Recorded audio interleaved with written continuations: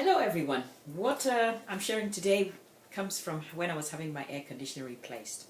Well, it's a story, but after about 12 years, it just died, and it was beginning to get hot here, and it simply died.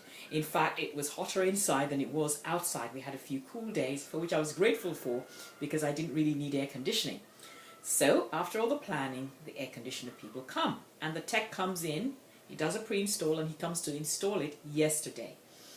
And he comes on his own, nice personable chap, and then somewhere down the line, I look up and I see he has somebody else with him, apart from his assistant.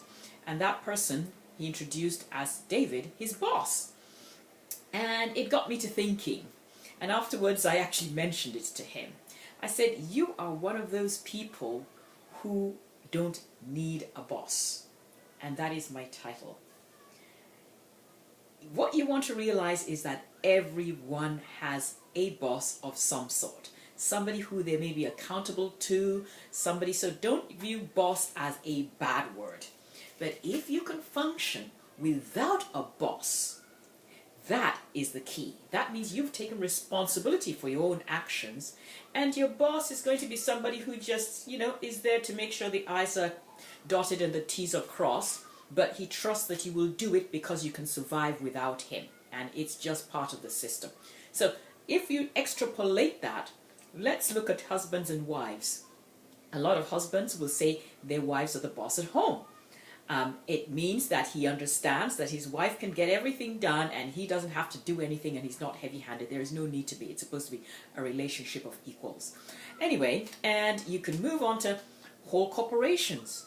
Well, they are accountable to the legal department, the the tax codes, various things of which you can technically say they're their bosses. They keep them accountable. But if they are doing the right thing, those bosses are not going to come heavily down on them. So you don't want to view boss as a bad word.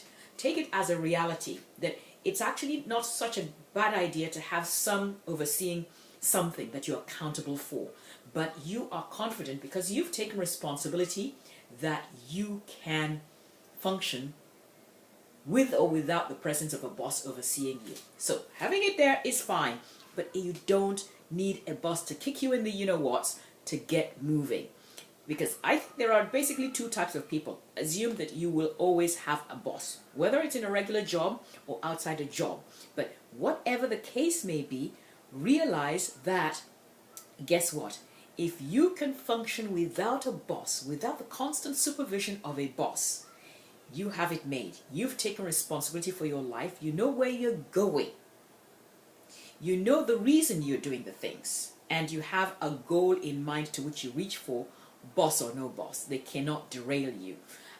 So it's important for you to get to the stage. Take responsibility and function even in your job. If you can function in your job without the direct supervision of your boss, i.e. making what I would say would be constructive. Because you have some bosses who are not necessarily constructive. I'm talking of constructive bosses.